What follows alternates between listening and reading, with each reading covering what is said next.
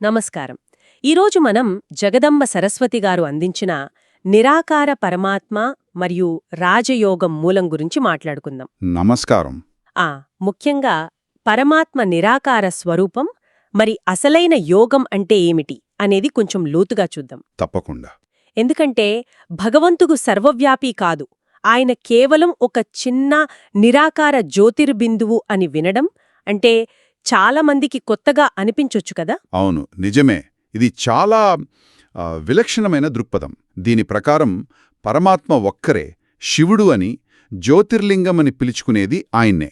నిరాకారుడు అన్నారు కదా, అంటే రూపం లేనివారని. అంతే, భౌతిక రూపం లేనివాడు. మనమంటే ఆత్మలం, తర్వాత దేవతలు, ఈ భౌతిక ప్రపంచం, వీటన్నిటి నుంచి కూడా ఆయన వేరు, పూర్తిగా అతీతుడు. అంటే జనన మరణాలు కూడా ఉండవు. ఆయన జన్మ మరణ రహితుడు, ఎప్పుడూ పవిత్రుడు, ఏ కర్మ మలినాలు అంటవు. మరి ఆయన ఎక్కడుంటారు ఈ ప్రపంచంలో కాకపోతే? మంచి ప్రశ్న. ఆయన ఉండేది నిరాకారి ప్రపంచం, అంటే మన ఆత్మల యొక్క మూల ప్రపంచమన్నమాట, సోల్ వరల్డ్. సోల్ వరల్డ్ అక్కడెలా ఉంటుంది? పూర్తి నిశ్శబ్దం, అంటే మాటల్లేవు, శబ్దాల్లేవు, సంపూర్ణ ప్రశాంతత.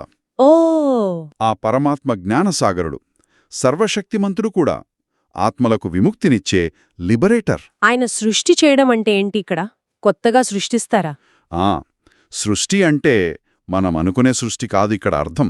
పడిపోయిన, అంటే అపవిత్రమైన ఆత్మలను, ప్రపంచాన్ని మళ్ళీ వాటి అసలైన పవిత్ర స్థితికి తీసుకురావడం, అదే ఆయన చేసే పని. అయితే ఇక్కడొక చిన్న కన్ఫ్యూజన్ ఉంటుంది కదా చాలా మందికి. శివుడు శంకరుడు ఒకరే అనుకుంటారు. అవును, అది సాధారణంగా అనుకునేది. కాని ఈ మూలం ప్రకారం శివుడు అంటే ఆ నిరాకార పరమాత్మ, ఆయన వేరు. మరి శంకరుడు? శంకరుడు సూక్ష్మలోకంలో ఉండే ఒక దేవత, ఆయన వేరు. మనం పూజించే శివలింగముందే, అది ఆ నిరాకార పరమాత్మకు ఒక గుర్తు, ఒక ప్రతీక. అంటే ఇంకో ముఖ్యమైన విషయం, పరమాత్మ సర్వవ్యాపి కాదు అనడం. ఇది కొంచెం ఆలోచించాల్సిన విషయమే. నిజంగా, ఎందుకంటే సర్వవ్యాపి అయితే మరి పాపంలో దుఃఖంలో కూడా ఉన్నట్లే కదా. అవును కదా. అవును. కాని ఆయన వీటికి అతీతుడు అంటున్నారు, పవిత్రుడు అంటున్నారు. సరిగ్గా, అందుకనే సర్వవ్యాపి కాదు అంటే. దీనివల్ల ఇంకో విషయం స్పష్టమవుతుంది. ఏమిటది? మన మంచి చెడులకు, మన కర్మలకు పూర్తిగా మనమే బాధ్యులమన్నమాట. దేవుడు అన్నింటిలో లేడు కాబట్టి. ఇది చాలా కీలకమైన తేడా. ఖచ్చితంగా. ఈ బాధ్యత అనే భావన పరమాత్మకు, మన ఆత్మలకు మధ్య తేడా అర్థం చేసుకుంటే ఇంకా బాగా తెలుస్తుంది. ఎలాగా? రెండు జ్యోతిర్బిందువులే అన్నారు కదా. అవును, స్వరూపంలో రెండూ సూక్ష్మమైన కాంతి బిందువులే, కాని తేడా ఉంది. అదేంటి? ఆత్మలు మాయ వల్ల, అంటే ఆ 5 వికారాలున్నాయి కదా, కామం, క్రోధం, లోభం, మోహం, అహంకారం, వాటి వల్ల అపవిత్రమవుతాయి, కర్మల బంధనాల్లో చిక్కుకుంటాయి. మరి పరమాత్మ? ఆయన ఎప్పటికీ పవిత్రుడు, ఈ వికారాలకు, కర్మబంధనాలకు పూర్తిగా అతీతుడు, ఎప్పుడూ శుద్ధంగానే ఉంటారు. ఓ, ఈ తేడాను అర్థం చేసుకోవడం ఎందుకంత ముఖ్యమంటారు? దీనివల్ల ఏంటి లాభం? చాలా అచ్చమైన ప్రశ్న అడిగారు. ఈ స్పష్టత ఉంటేనే మనం పరమాత్మతో ఒక వ్యక్తిగత సంబంధం ఏర్పరచుకోగలం. వ్యక్తిగత సంబంధమా అంటే? అవును, హెవెన్లీ గాడ్ ఫాదర్ అన్నట్లు, ఒక తండ్రిలాంటి ప్రేమపూర్వక సంబంధం. దేవుడు అందరటా ఉన్నాడు అనుకుంటే ఈ ఫీలింగ్ రాదు కదా.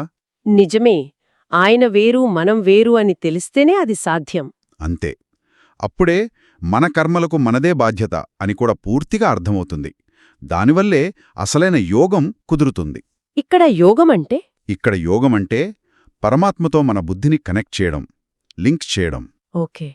ఈ కనెక్షనే, ఈ యోగమే పాపకర్మల్ని పోగొట్టే శక్తినిస్తుంది. అంటే ఇది మనల్ని పవిత్రం చేస్తుంది, అవునా? నిస్సందేహంగా. ఆ 5 వికారాలను జయించడానికి ఈ యోగమే, అంటే పరమాత్మ జ్ఞాపకమే దారి.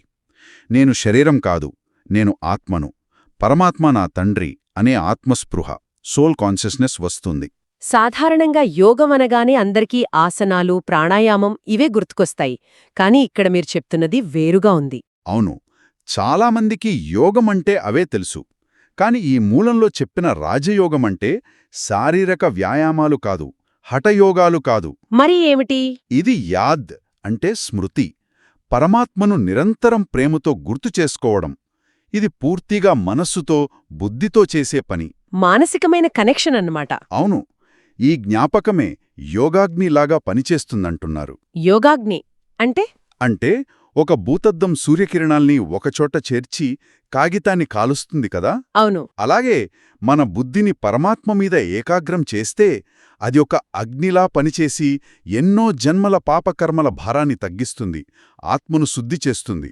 అది దీని భావం. ఆహా, అందుకే పవిత్రంగా ఉండండి, యోగిగా ఉండండి అని నొక్కి చెప్తున్నారా? Correct. Be holy and be yogi. ఈ జ్ఞాపకం వల్ల నేను ఆత్మను అనే జ్ఞానం పెరుగుతుంది. ఆ జ్ఞానమే మనల్ని మంచి కర్మలు చేసేలా ప్రోత్సహిస్తుంది. అద్భుతం. అంటే మొత్తం మీద మనం తెలుసుకోవాల్సింది ఏంటంటే, పరమాత్మ ఒక ప్రత్యేకమైన నిరాకార జ్యోతి. ఆయన సర్వవ్యాపి కాదు. అవును, ఇక యోగమంటే శరీర కసరత్తు కాదు, కేవలం ఆ పరమాత్మను ప్రేమగా నిరంతరం గుర్తుచేసుకోవడమే. అంతే.